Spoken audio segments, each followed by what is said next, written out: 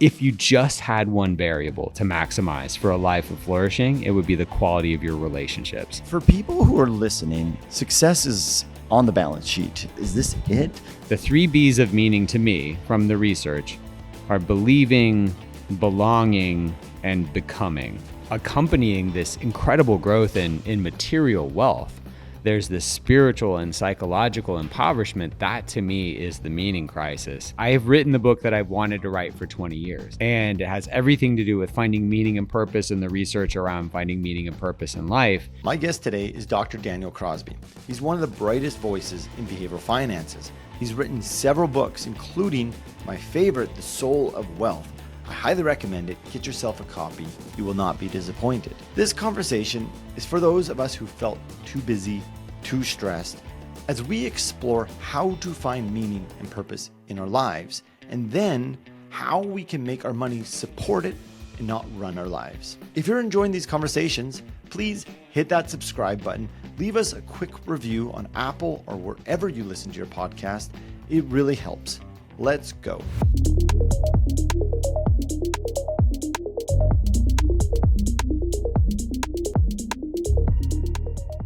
Dr. Daniel Crosby, welcome back to the show, to the new show. Welcome back for another conversation. Question mark? Yeah, it's good to be back. Good to be back, man. Congrats on the new show. Thank you. I'm looking forward to having a good conversation with you. Yeah. As we sit here in the Canadian Lounge at Future Proof, I thought we had to start out with a little Canadian pop culture quiz for yourself. I'm going to be terrible. No, well, we already established the ketchup chips, how to pronounce ketchup chips. In Canada, we like hockey. I don't know if you knew that. And there's some words that we use, much probably like in American football and baseball, that are unique to hockey. So I'm going to say a word, and maybe you just tell me what you think it means. I'm in. Chirping. Like trash talking. Oh, Yeah. nice. There you go. Is that a... That's, I was going to say we don't use that. We definitely use that. I just wanted you to be impressed with my Canadian. But yeah, we use that. A Howie. This is named after Gordie Howe. You're close. I was... No, not this case, but but there's a Gordie Howe hat trick I was going to ask you. Do you know what a Gordie Howe hat trick is then? No, I don't. Okay. Is that four goals or something? It's like a baker's dozen of it, yeah. A fight, a goal, and an assist, because he did it all. A fight, a goal, and that's pretty brilliant to have. Yeah. An apple. Oh, yeah, I'm clueless. It's an assist when you pass the puck to someone and they score. Okay. It's an apple. Yeah, an assist. Yep, no, had no idea. A gong show. Oh, so a gong show. I heard this when I lived in Alberta.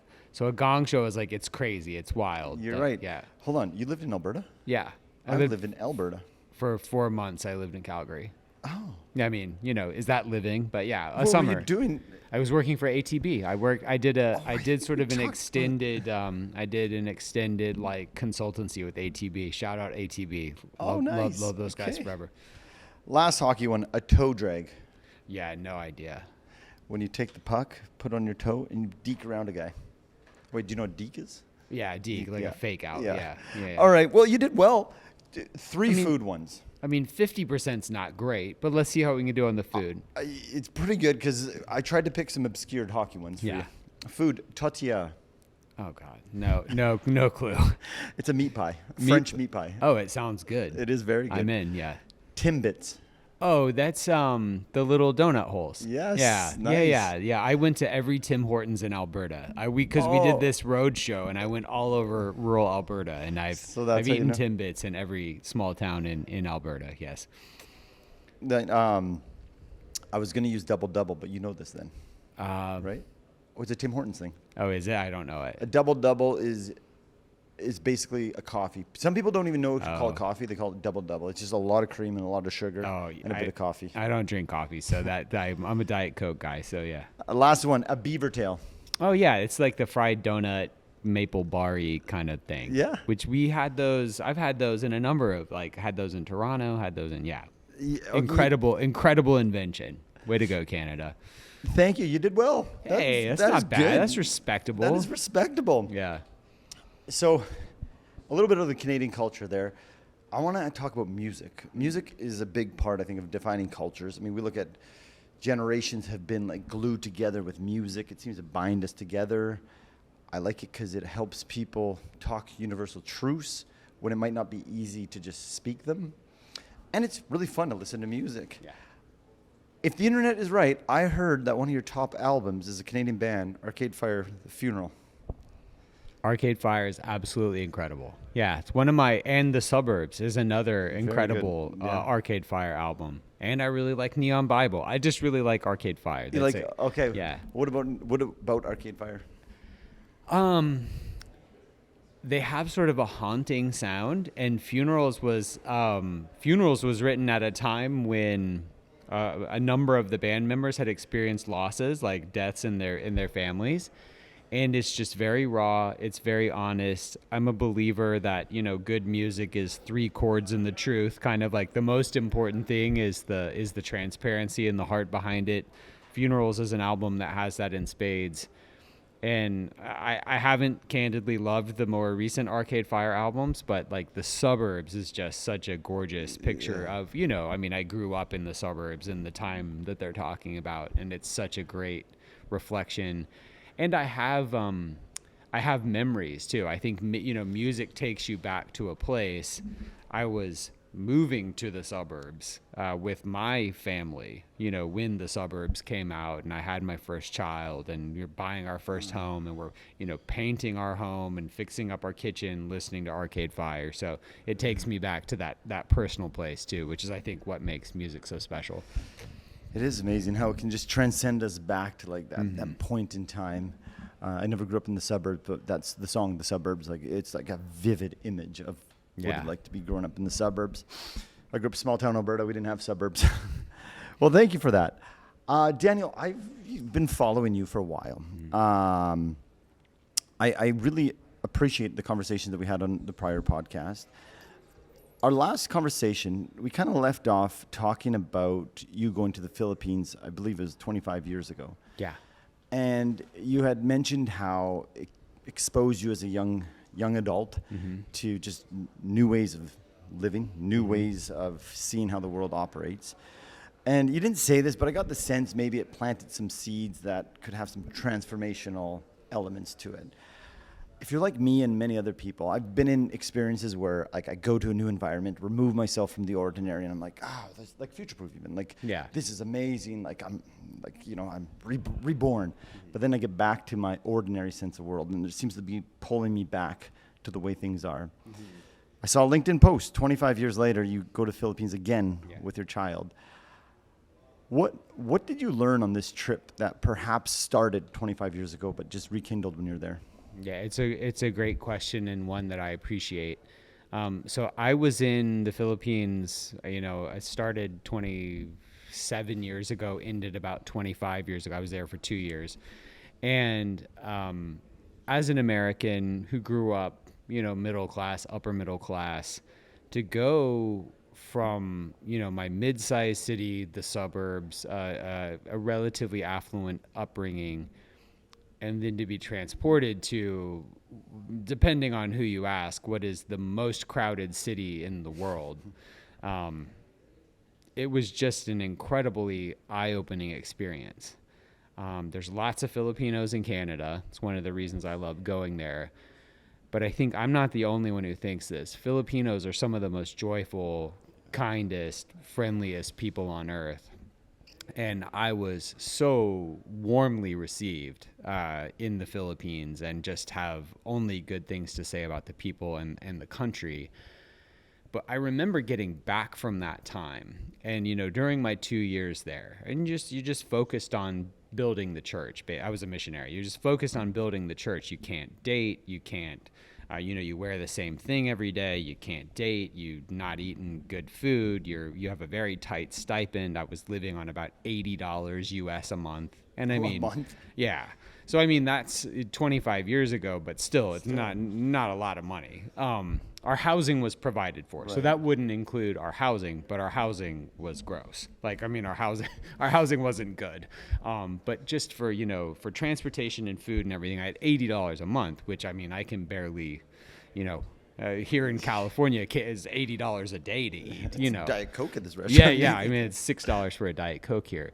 So I came back from the Philippines, and I had lost about 40 pounds. All of my clothes were rags, and so my parents are like, "Well, we got to get you some new clothes," and they took me shopping, and at that time, most of the people I'd been talking to were making about $5 a day. That was sort of the average daily wage for a Filipino laborer, was about $5 a day for someone who's working very, very hard. And my parents are taking me out, and they're trying to buy me, whatever, $100 pair of shoes for easy math. And I couldn't do it because that memory was still so, I'm like, we can't buy me these shoes I don't really need for $100. We could feed a Filipino family for a month. We got to help somebody. And in the intervening 25 years, you lose that. Like you said, and life takes over. And especially, I think, working in this industry, it's very, very disorienting because we work with a lot of really wealthy people and we talk about very big numbers. And you lose a sense of your own, blessings. You lose a sense of your own abundance and all the richness that you have. And, you get greedy. You get used to a certain standard of living. You get used to certain things. So going back to the Philippines, and especially going back with my 11-year-old son, who grew up, the same way that I grew up, and seeing his eyes get really big when you see stuff that's very different than the way you grew up, it put me back in that place again. It put me back in that place. It reset my compass sort of to say, oh yeah, this is a visceral reminder of what does bring joy, what doesn't bring joy, how much I have, and how much of what I have is also a call to be generous with others. Because I have been given much, I too must give sort of mentality. So it's easy to lose track of that day to day. And this trip was a visceral reminder of that. And that's what I'm most grateful for this trip. You said a word, disorientating, especially in this industry. I think that can resonate with a lot of people. I get disorientated as we all do. And I saw a graph of average incomes per country. And when I saw Canada and the US, I thought, oh, talk about disorientating, because you come to events like this and your comparison to people who are higher income earners than the average, it can be disorientated. And then this negative self-talk comes in at times. Before we started recording, you were sharing with me that you have a nice new book coming out on meaning. I want to get into meaning, but first, you were sharing with me that you have this book that you called Legacy that you want to leave on the world. Finding a publisher is important because you want someone to distribute it, I think, with a shared lens, shared vision of what this book is meant to be. And you were getting offers from people who wanted to be more so a finance book, coming from Dr. Daniel Crosby, the finance guy. And you said no. I'm curious how you navigated that potentially disorientating opportunity of here, we'll publish this and make you money. Yeah. So I have written the book now. No clear publication date or path to getting it to the world, but it's done. I have written the book that I've wanted to write for 20 years.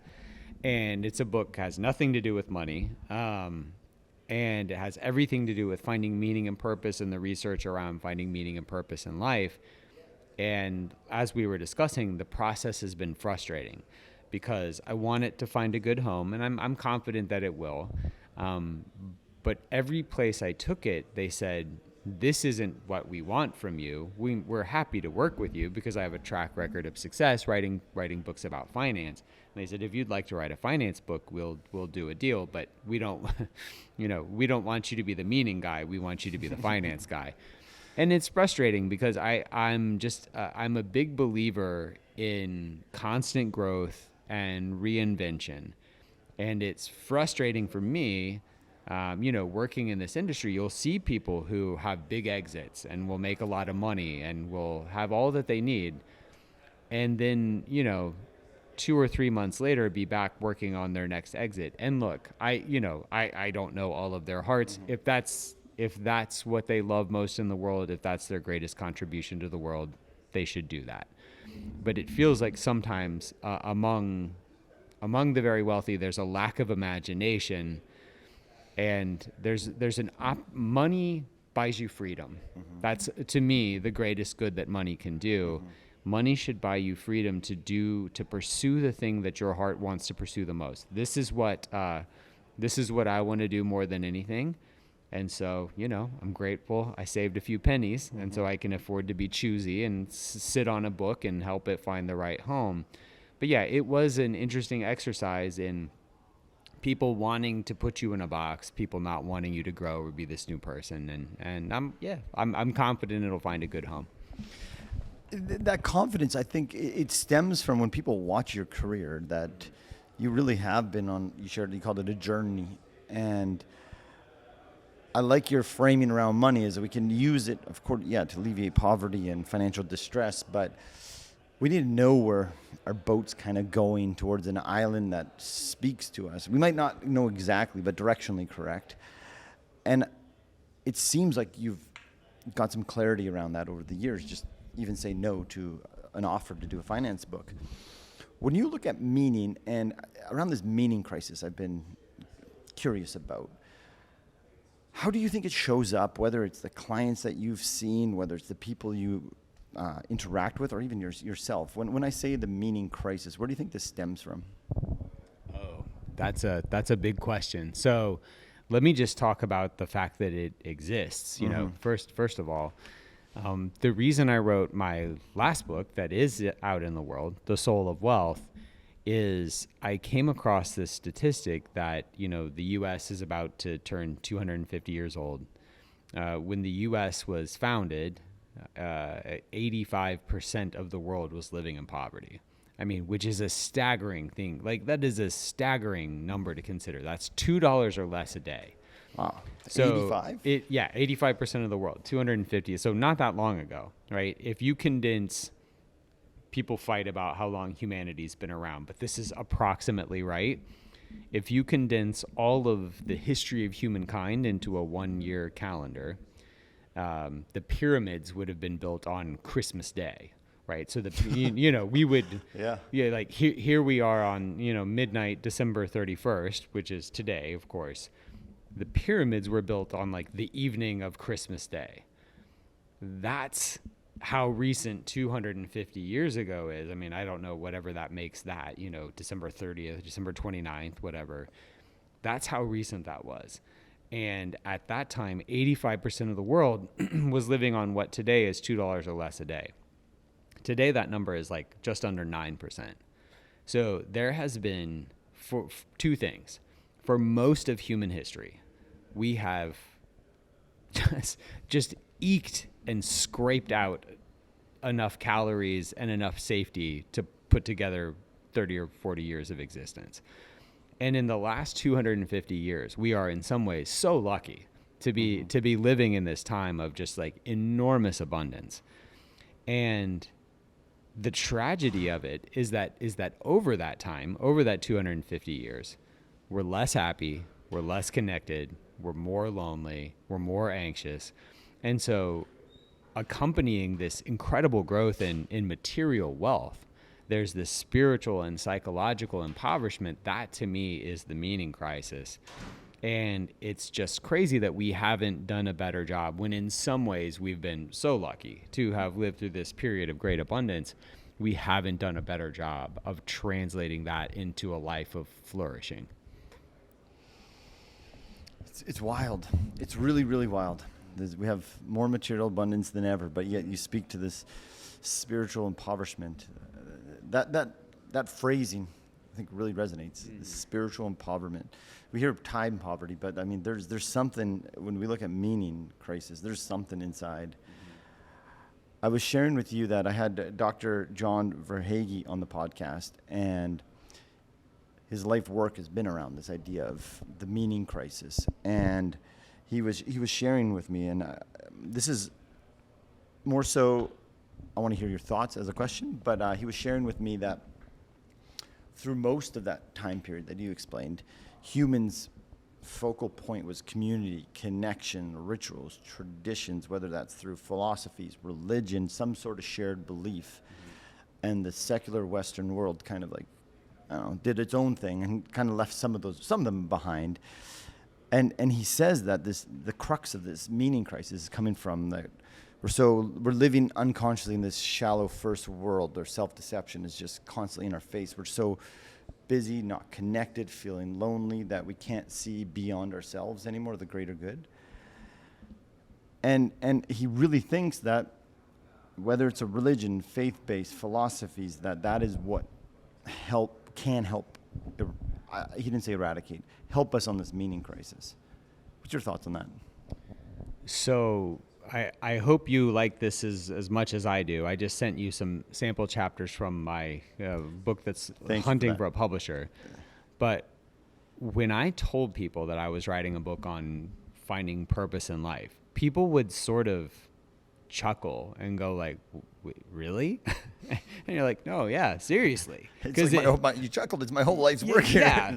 And people find that question too big, like, to sort of get their arms around. And I wanted to show that it wasn't. And so in all of my reading and all of my writing on this subject, I really have boiled it down into 3 B's. And I think this will be a useful sort of foil for us to have this conversation. The 3 B's of meaning to me from the research are believing, belonging, and becoming. So just kind of a word on those. So believing is the happiest people, the people whose lives are most filled with meaning, consistently have a strong moral framework. The world is crazy. Like we're thrown into a world and we have to answer questions like, why do bad things happen to good people? And like, why all this unfairness? Why does the kid in the Philippines have less than my kid? And you need a framework, a belief framework for making sense of that. Now, there's spiritual, religious, philosophical ways to get at that question. And we've been trying to answer that question for a very long time. But you gotta have something. Mm-hmm. Like you've gotta have some. I'm not here to tell you, which one's right, but I am here to tell you that you do need something, and it really just can't be you. It can even just be sort of your self-concocted. This is what I think.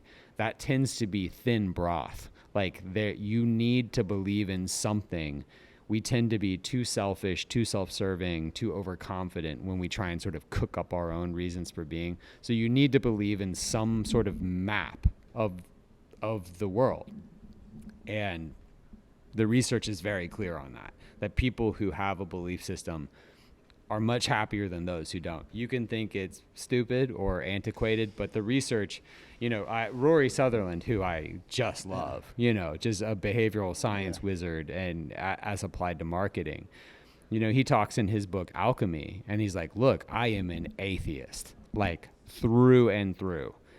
But when you look at the research on what belief does to buoy the lives of the people it touches, if you could bottle it, you would be a trillionaire, because it makes people happier, it makes people healthier, it makes people more connected. You just need something. Mm-hmm. You need some sort of map. You need some sort of belief system. That's the first B. The second one is even more powerful. The second one is belonging. We need people. We need to give love. We need to receive love. And the thing about technology, and Freud talked about this in Civilization and Its Discontents, in some ways life is so rich, and I'm so grateful for things like air conditioning. Like I'm so grateful for like some of these inventions, but in many cases, the airplane that gets me to California to hang out with you and all these people I love here at this conference takes me away from my wife and kids. Like, all of these great inventions that we have, the phones that we have that allow us to stay connected with friends we haven't seen in 20 years, also distract us from, and keep us ignoring our spouse as we spend many hours a day and lead us to make poor social comparisons on social media. So, technology is a two-edged sword, and this sword has done a lot to sever relational ties. Yeah.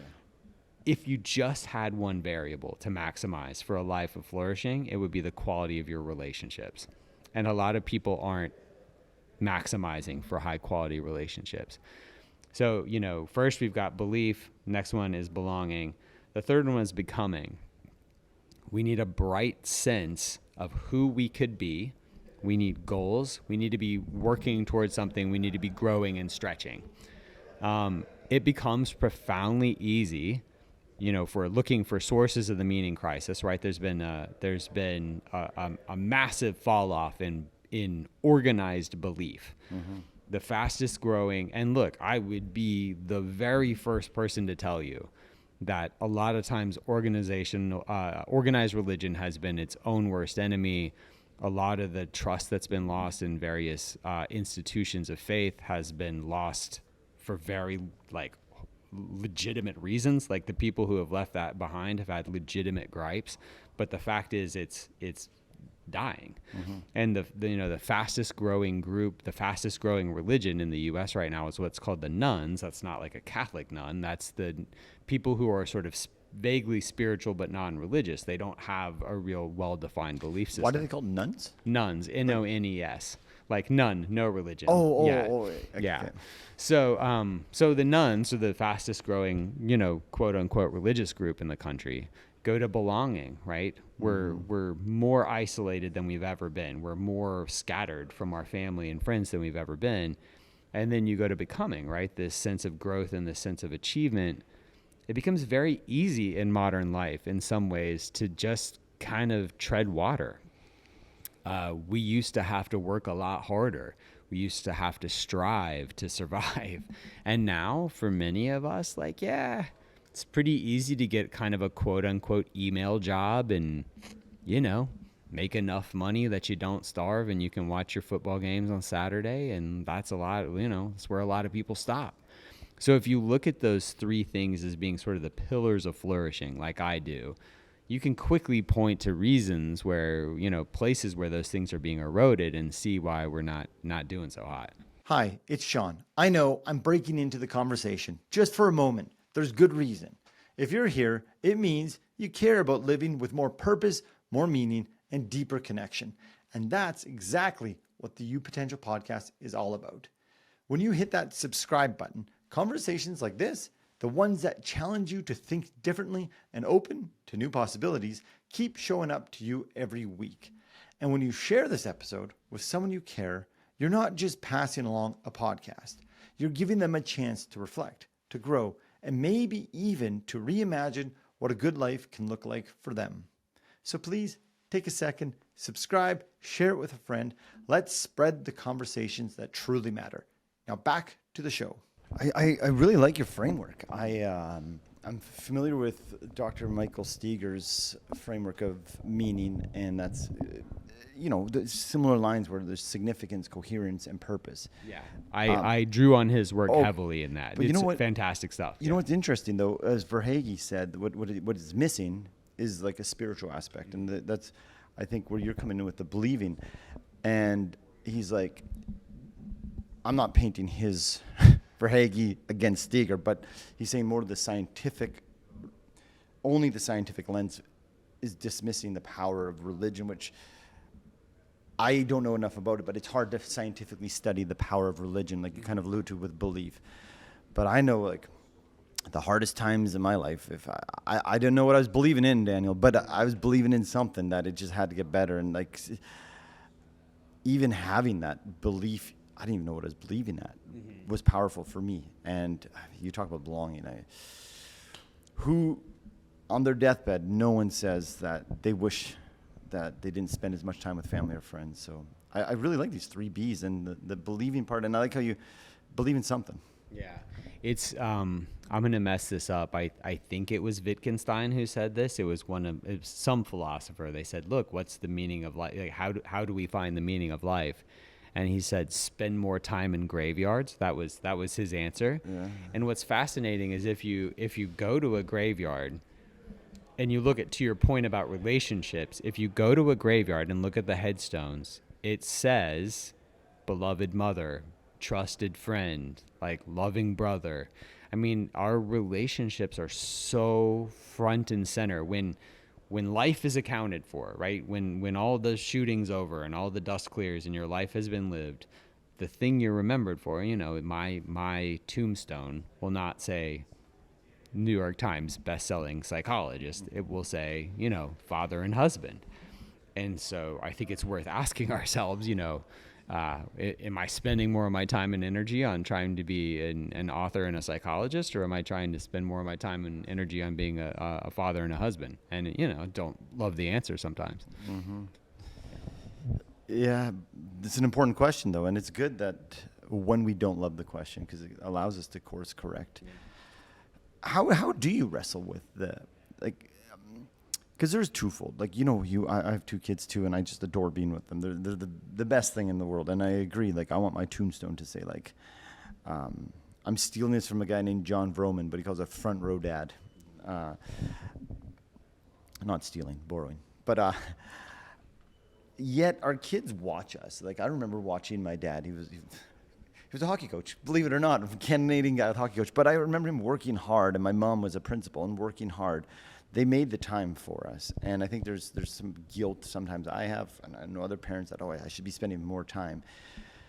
But yet when I think of this purpose or becoming, there is good reasons for our kids to see us becoming, working towards something. So I'm curious, how do you wrestle with I don't want to say balancing, wrestling with doing both, because it's not one or the other, both, spending time with the kids. I'm doing this, down on the ground with the kids. I know your kids are older, but that important time with still becoming. Yeah, I love that question. And I think the operative term is wrestle. There's this idea in psychology called cognitive dissonance, right? So where we have this sort of buzzing in our head, and we have two beliefs that contradict each other. And so there's a couple of ways we can do that. We can resolve that buzzing in our head by changing our mind or sort of explaining it away, or changing our behavior and making things different. So you can think, wow, I'm not being a great dad right now. And you can go, well, what do you mean? I'm providing for these children. And look, that's true. I'm here at this conference making money and doing, representing my employer, and that does feed my children. But I think we can assuage that, that guilt to the point where we fail to grow and we fail to learn lessons that we should learn. So I think sitting with that discomfort, having that wrestle is a very important piece of it. So that's part of it. Not just our natural inclination is to self-justify, to make the discomfort go away as quickly as we can with as little collateral damage and with as little asked of us as possible, right? And in as self-serving a way as possible. And I think you don't want to do that. The second thing that I would say is I look for ways to integrate my kids into that part of my life. I have taken every single member of my family on a work trip this year, and some of them multiple trips.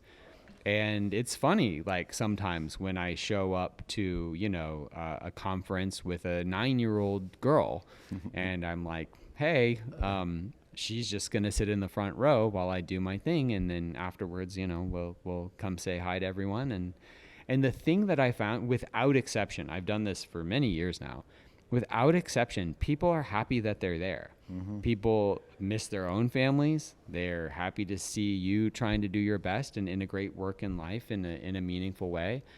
And it lets me, my kids are all smart, accomplished folks, and I hope they'll do big things one day. And it's cool for me that they can see me up on stage or signing books or doing whatever, and they can get an image. I do believe that you have to see it to be it. Yeah.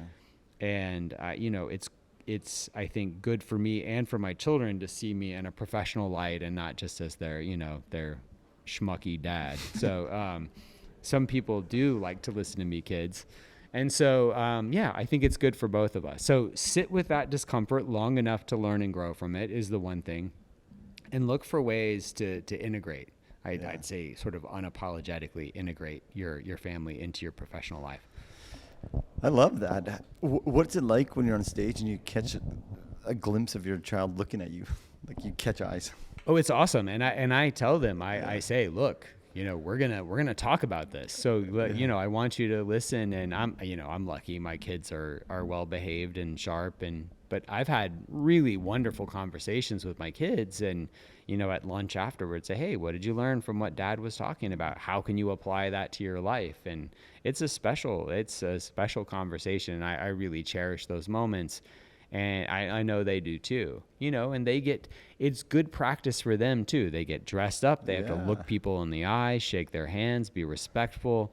But yeah, I mean, I had my 7-year-old daughter at an academic conference in San Francisco, cause her mom was sick and we needed I had to go, and her mom was, a mess. I had her at a conference, and she's talking to PhDs about, tell me about your research. Nice. And that's good. It's good for her. Must make Dad feel proud. Yeah, for sure. Speaking of kids, there's this concept. I think it's rooted from Christianity, agape, like this unconditional love, and having a child is the way I've been described. This is my exploration lately, is like that's agape, like it's unconditional love. If someone asked you for $100 million for your child, you would say no instantly, even though economically it kind of makes sense. What does having kids, what has having kids done for you during this search for more meaning in your life? I mean, my kids are very, very central to my search for meaning. In my own faith tradition, there's basically 2 things you can take with you, right? So when you're done in this life, there's basically 2 things you can take with you. You can take the things that you've learned. Like, we sort of believe that you're on a path of eternal growth and progression, and this is kind of like one stop along the way. So the more you learn, the more you grow, the more you refine yourself in this life, you're that much better off in the next. So that's one thing I try and really focus on is personal learning and growth. And then the second thing is the quality of your relationships. Like, I believe that, family ties endure. And so my kids are everything to me. They are, like you said, it's so corny, it's so cliche, but every parent knows that just like, your heart grows like a new chamber, people will say, and it's all true. All the cheesy stuff is true, but they're really like one of 2 things I care about in the ultimate sense. I want to learn more, and I want to be a great husband and father. And that's about all it's about all I care about in the most meaningful sense. That's a good life. Yeah. So along this you shared with me before we recording, you're on a journey, we all are on a journey. I was thinking before we started recording, or this morning, about our conversation, and going back to John's work. I mean, I keep going back to it, but it like really rattled it shook my identity a little. And he talks about like meaning is about like becoming wisdom, and that's where that self-transcendent comes. And he talks about how like our brains, like there's so much information going on right now, but we've got this special skill to just like pay attention to each other, even though there's all this other visual cueing and everything going around, but we can focus on each other at task at hand. But with all that information, we don't always focus on the right things. And he talks about knowing, and I've heard you talk a lot about the knowing and doing gap. And he positions it like there's 4 levels of knowing. One is like knowing a skill, and then knowing the information, then a skill, how to apply that, and then become. He doesn't say becoming, it's participatory knowing, like becoming it. I'm going to go to hockey analogy. Like the layers would be, the first one is the game of hockey. Then the skill, take a slap shot or shoot. The perception is how to apply that skill when the puck comes to you. Like, I'm not going to skate, I'm going to shoot. Yeah. And then the last one is the becoming. What do you become after, whether it's, in this case, having hockey ingrained in your life? I look at the arc of your books, and I see the laws of wealth, behavioral investor, the soul of money, and now this meaning book. It seems to follow his 4 levels of knowing. When I say that, I wonder how you think of this arc of the books that you've published.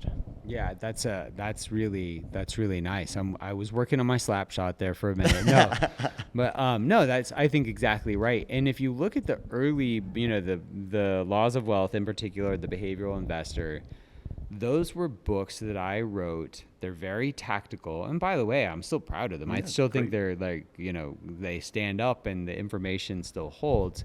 But they were very tactical, and they weren't, they weren't my heart, right? But they were important information that I thought people needed to have, and that I needed to get out in the world to establish myself as an expert. Once I did that, it freed me up a bit. Now, here's where I want people to use money to buy their freedom, right? I could have made a really great career out of stock picking, or I did a cable news hit earlier today, and the person before me, they're like, buy this, sell this, buy this, don't buy this, and like I could have done that. I mean, I know how to do that. Like I could have had a career that's not where my heart was. And so once I had a little bit more of a career, had a little money, had whatever, it freed me up to do the thing that I wanted to do. So the other thing that I observed just over that time, in my role at Orion, in my role in the industry, I work with and meet some really extravagantly wealthy people, centimillionaires and billionaires, people with more money than they could ever spend. And a lot of them are legitimately very happy. And a lot of them have translated that wealth into doing good and buying their freedom and prioritizing the things that matter most. But I would say an equal number of them are very unhappy.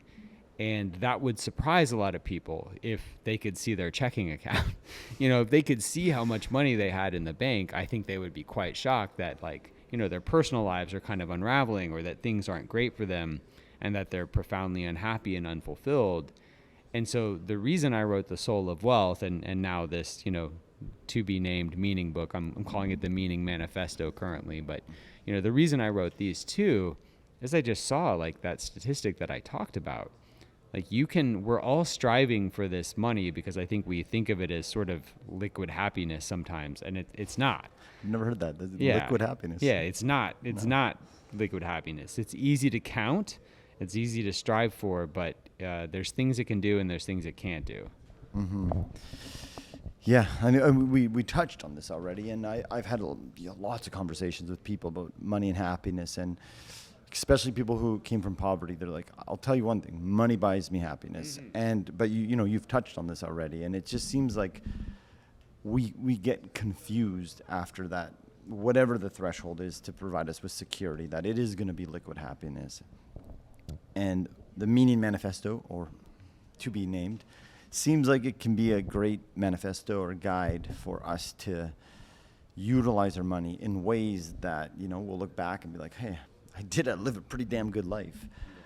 And not taking us away from those really important elements you talked about, like belonging, community. I mean, at times, I think the pursuit of money and more definitely takes us away from those relationships, even though they're the most cherished things universally people talk about. For people who are listening, I've had a lot of conversations lately with people who they might be 35, 45, 50. Success is on the balance sheet, but something is just feeling inside. They're like, wait, is this it? I was pretty happy in college with no money, just, having fun. For people who are going on their own journey, and I just want to say, I brought up those books because I think it shows that you are becoming, it's like you said, that was the right book at the right time, but you are becoming. So people who are on their own path to becoming, what have you seen from your work, from the clients or the advisors and clients you work with at Orion, that can help them work towards this becoming and using their money for more meaning in their lives? Yeah, read The Soul of Wealth. Great book. I talk about that at length in The Soul of Wealth, but I hope that the framework we've discussed earlier will be helpful, right? I mean, you could go through this believing, yeah. believing, belonging, becoming framework, and just back of a napkin, like, very rudimentary, back of a napkin, say, hey, believing 1 to 10, how am I doing on sort of having a personal moral framework that's a guide for my life? Like, do I have one, and am I prioritizing it, right? So I think, where are you at on that? Belonging, what's the quality of my relationships? Becoming, like, am I growing? Because a lot of these things, money can serve you well. Becoming, it may mean getting in shape. It may mean going to therapy. It may mean having a coach, or, being an entrepreneur, taking a risk that way. Money can do all that stuff. But, a lot of people don't spend their money on personal growth. They spend it on tchotchkes and stuff. And that's not, we think that something physical will bring us more joy than working to become more of who we want to be. It's just not the case. Something like belonging. I give an example. All this stuff costs money. Love is for free, right? But my daughter, my oldest child, will next summer is her last summer, right? She's going to college the next summer. And so it's wild for me that, my family is going to take a trip to Norway, where my wife's family is from.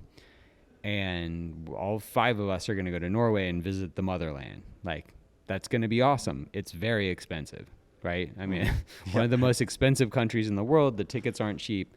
So, but that's belonging, making memories with the 4 people I love the most in the world, being in a place that's special to my wife and her family. Costs money, but it's in furtherance of that belonging bucket. So I'm happy to do it. So yeah, I think there are ways to spend your money more wisely, right? The 7th watch in your watch collection, the 4th car in your garage is not going to buy you as much money as the therapist, or the trip to Norway, or the health coach, or like all these things.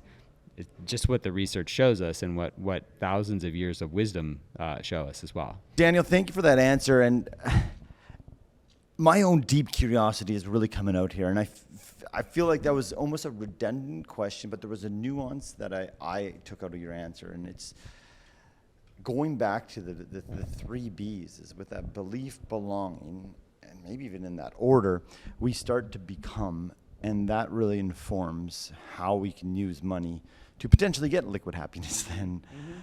And this podcast is big about exploring how do we live a meaningful life, a life well lived. And without doing that framework, I don't want to make too much of assumptions, but I think it's challenging to really know what's going to give us a fulfilling life if we don't go inside. And kind of talked at the start is like, the world has self-deception, and until we see beyond that through the 3 Bs or whichever framework, it can be at times a confusing, disorganized journey. And so thank you for sharing this 3B framework. I'm looking forward to diving into the book you sent. As we come to an end here, I can't recall. It's on my notes, but I'm not going to look down. But you made this tool with Orion, Pulse check. Yeah. Pulse check. I thought it was really neat. In a way, it's helping inform how to spend. Can you touch on what you've seen happen to clients and people when they've used this Pulse check? Yeah. So our Pulse check tool is very simple. Again, I don't think this has to be hard. It's integrated into our financial planning software. So it looks at things like fun and leisure, work, relationships, meaning, like, striving for something bigger, your personal health, your fitness, stuff like that. And it asks, like, we know that these are sort of the ingredients for a good life. There's lots of research. Seligman and others have researched this, that, there's 5 or 6 things that kind of, like, if you get them right, you're feeling pretty good. But these things will be of differing importance to one at different points in one's life. And so the first thing we have people do is stack rank them. So, I'm a dad of, of children in the home. So relationships are very important to me. That's number 1. Okay. Work's number 3, health is number 2, whatever. Right. Like, so I sort of stack these things 1 to 6. And then it says, how are you doing on them? 1 to 10, so now you just kind of drag and drop 1 to 10. And then what we do behind the scenes is we calculate the largest delta. Like, where's there the largest, we give everything an importance weight and then sort of an execution weight.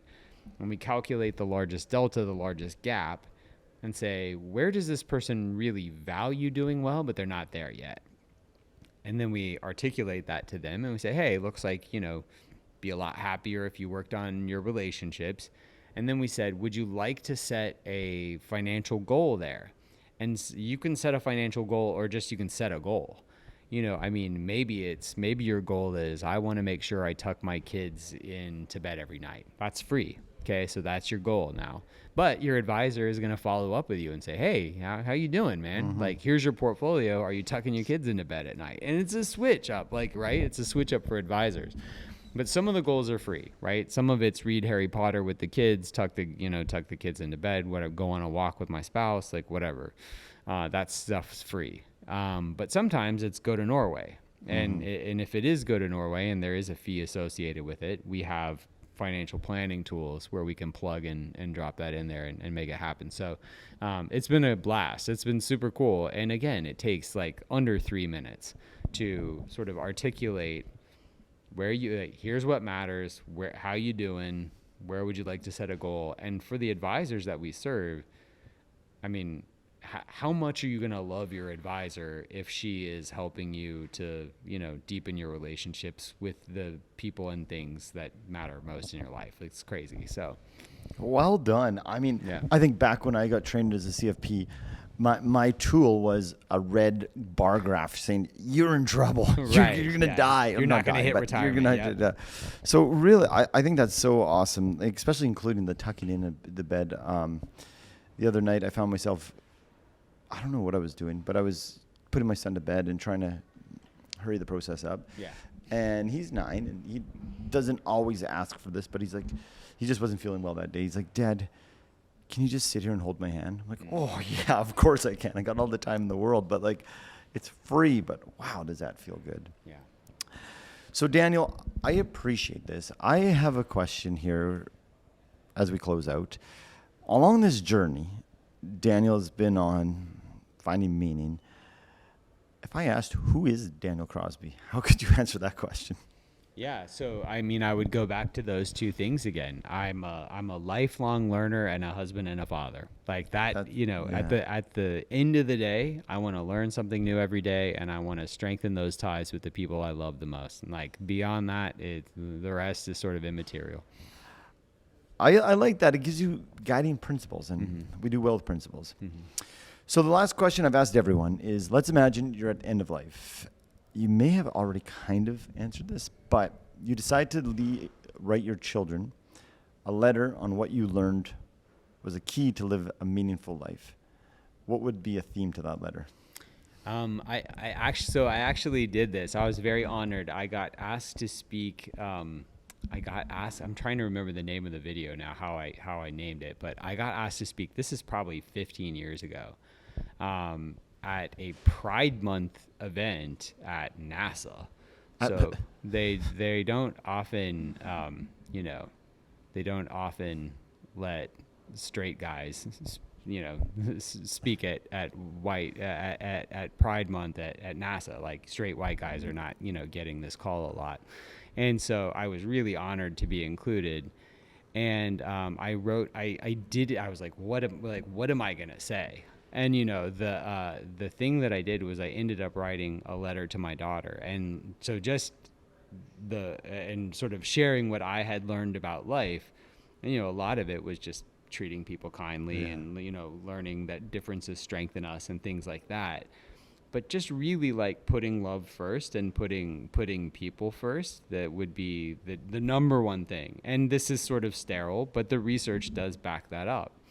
The research backs up, if you prioritize people, you're going to be all right. And I think that's true in business as well. The businesses that I see prioritize people do a really excellent job taking care of their employees, taking care of their clients.